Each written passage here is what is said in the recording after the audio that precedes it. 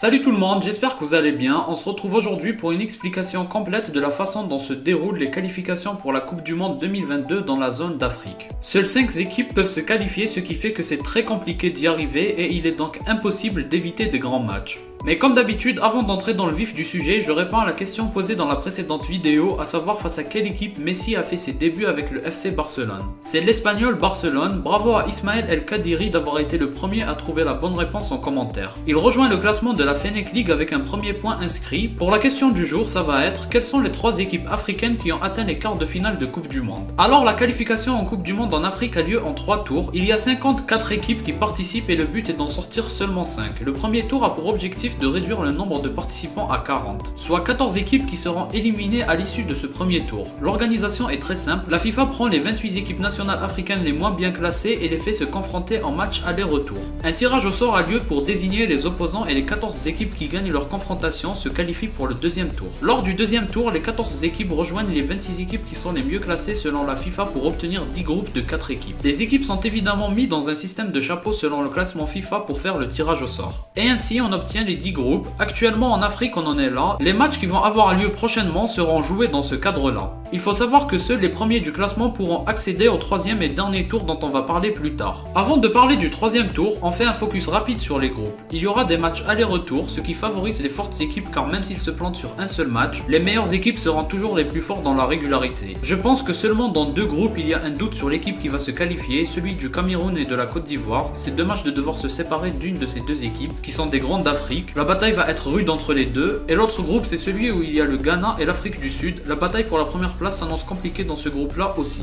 En tout cas, voici les équipes dont on est quasi sûr qu'ils vont réussir à se qualifier pour le troisième tour: l'Algérie, la Tunisie, le Nigeria, le Cameroun ou la Côte d'Ivoire, le Mali, l'Égypte, le Ghana ou l'Afrique du Sud, le Sénégal, le Maroc et le Bénin. 10 équipes auront réussi à atteindre le troisième et dernier tour pour la qualification en Coupe du Monde. Le déroulement est très simple. Il y aura un tirage au sort pour déterminer les équipes qui vont s'affronter et c'est là où c'est le plus cruel. Sur un match aller-retour, une équipe se qualifie et l'autre est disqualifiée. Donc à la fin, on aura les 5 équipes qui iront à la Coupe du Monde. Chaque équipe espère tomber contre l'équipe la plus faible parmi les 10, et même en tant que supporter des équipes africaines, je n'aimerais pas que les grosses équipes s'éliminent entre eux. Par exemple, je veux pas voir un Algérie-Sénégal à ce stade-là, parce que peu importe qui des deux se fait éliminer, c'est une grosse équipe africaine qui est perdue et qui aurait pu performer lors de la Coupe du Monde. Voilà donc pour les explications du déroulement des 3 tours pour la qualification en Coupe du Monde. Je ne peux pas vous dire quelles sont les équipes qui vont se qualifier, mais en tout cas, on connaît les plus fortes du moment, notamment l'Algérie, le Sénégal, le Nigeria, la Côte d'Ivoire, la Tunisie, et il ne faut pas sous-estimer l'Égypte et le Maroc comme le Ghana ou l'Afrique du Sud. Si vous avez aimé, laissez un like et abonnez-vous pour me soutenir. Moi je vous dis à la prochaine, portez-vous bien.